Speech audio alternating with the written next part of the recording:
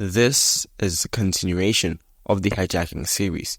If you haven't seen the first part already, I strongly advise watching it first as it provides better context for the overall scenario. So without further ado, let's get started.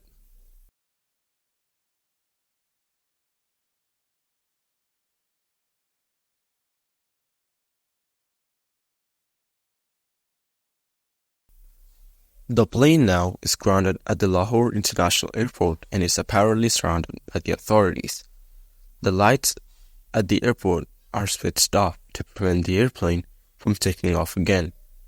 Despite the efforts of the Pakistani authorities, the hijackers somehow managed to make the plane fly again. The hijackers initially intended to land the plane in Oman, but their request was rejected.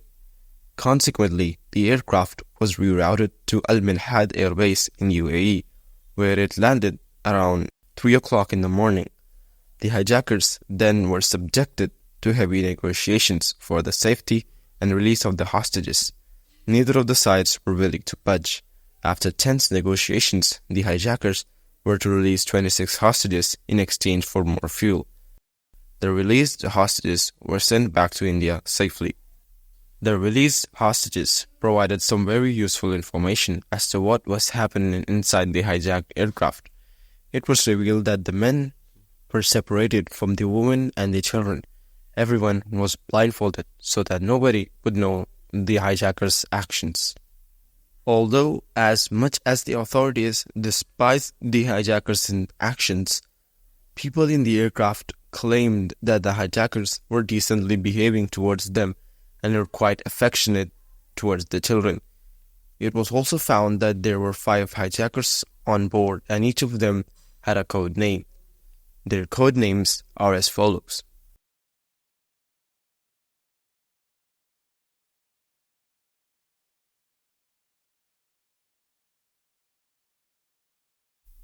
Almost 1 day had passed since the hijacking, and the conditions on board the plane started deteriorating.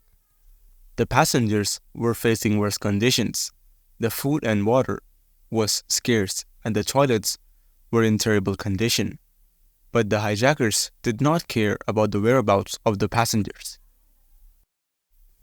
As the time passed by, the hijackers felt the urgency to leave the Arabian soil, fearing that the Indian authorities would come up with a new and effective plan. However, they came up with a new destination, Afghanistan. This choice was quite unexpected, leading to the speculation about their motives, because back then, Afghanistan was under the control of Taliban. The passengers now started to feel the real burden of this situation. They did not know how the Taliban would treat them, as back then, India did not recognize the Taliban as a legitimate state.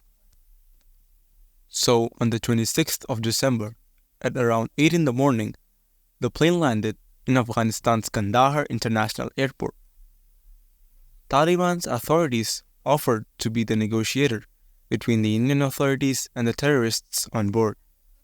As mentioned before, India didn't recognize the Taliban, so they sent their private negotiators to Afghanistan for mediating between the two sides. The negotiations, however, did not go as planned, and the passengers on board were stuck inside the aircraft for the next 6 days. Taliban had assembled its armed personnel to surround the plane. They said that their intention was against the hijackers. The Indian government gets somewhat suspicious of Taliban's true intentions. Indian analysts believed that this was done to prevent India from carrying out any military operations. The hijackers demanded around $200 million and release of 36 prisoners from Indian jails in exchange for the lives of the passengers on board. These demands were outrageous, and the Indian government wasn't going to fulfill these demands. However, the authorities were put under constant pressure by the families of the passengers on board the aircraft. Indian authorities believed that safety of the passengers on board should be the number one priority. But the issue wasn't resolved yet.